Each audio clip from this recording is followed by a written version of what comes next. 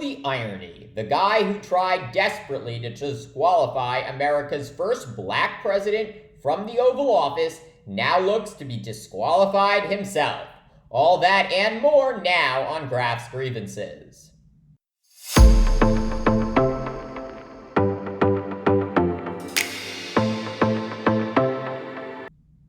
It all started back in 2011 with an appearance on the daytime talk show The View.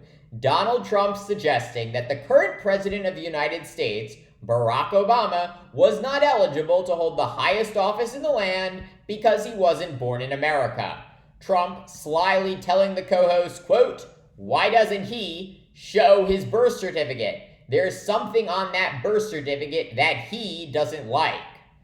A few weeks later, Trump going on the Today Show and bizarrely claiming he had people studying Obama's birth certificate and was very disturbed by what they were finding. Trump saying, quote, "I would like to have Obama show his birth certificate because if he wasn't born in this country, which is a real possibility, then he has pulled one of the greatest cons in the history of politics."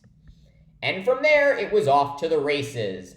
The businessman and fading reality TV host spending the next 5 years campaigning on the idea that America's first black president was not born in America and therefore was constitutionally ineligible to be president.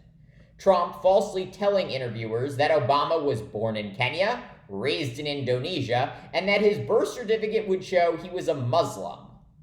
In a desperate attempt to silence Trump, the White House making public President Obama's long-form birth certificate in April of 2011.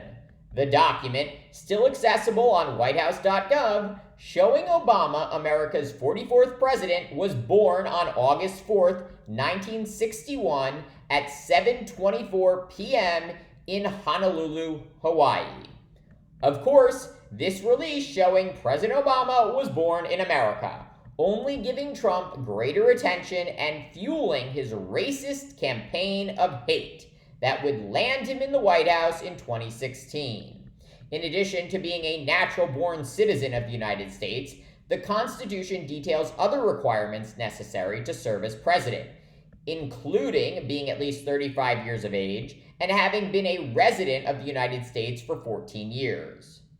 But that's not all. Section 3 of the 14th Amendment to the Constitution also bars public officials who, quote, engaged in insurrection against the United States or give, quote, aid or comfort to the enemies thereof, from holding public office again.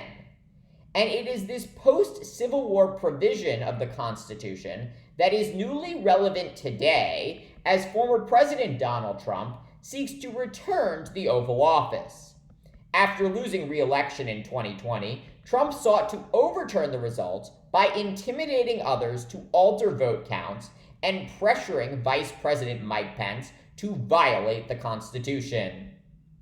In addition, Trump mobilizing and motivating a mob of his supporters to attack the U.S. Capitol on January 6th as Congress was certifying Joe Biden's election victory.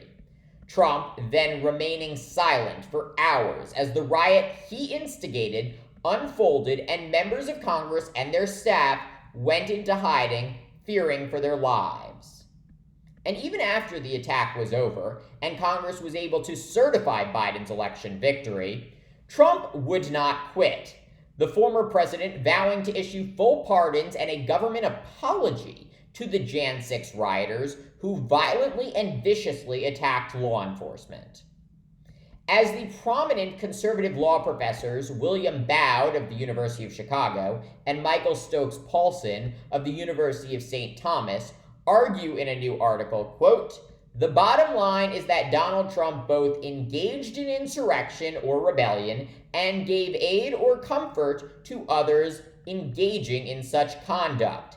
And this, according to the professors, who are members of the conservative legal group known as the Federalist Society, means that Trump, under the 14th Amendment to the Constitution, is ineligible to be on the ballot and hold public office again." So where do we go from here? Efforts to disqualify Trump from the ballot are likely to play out in the states. It is at the state level where officials determine which candidates qualify for the ballot. And already some left-leaning groups are preparing to file litigation to disqualify Trump from state ballots. Should that happen, legal experts expect it won't be long before the Supreme Court is forced to weigh in on the use of the 14th Amendment to disqualify Trump. Key to remember here is that noise can beget action. Just ask Donald Trump, who forced America's first black president to release his birth certificate after Trump convinced enough people that President Barack Obama was not born in America and therefore was ineligible to be president. How ironic would it be for Donald Trump to now be found to be constitutionally ineligible to be president again because enough people raised their voice and demanded that he be barred from their state's ballot? Thank you for watching Graph's Grievances. Let me know what you think. Please subscribe and join me tomorrow for more.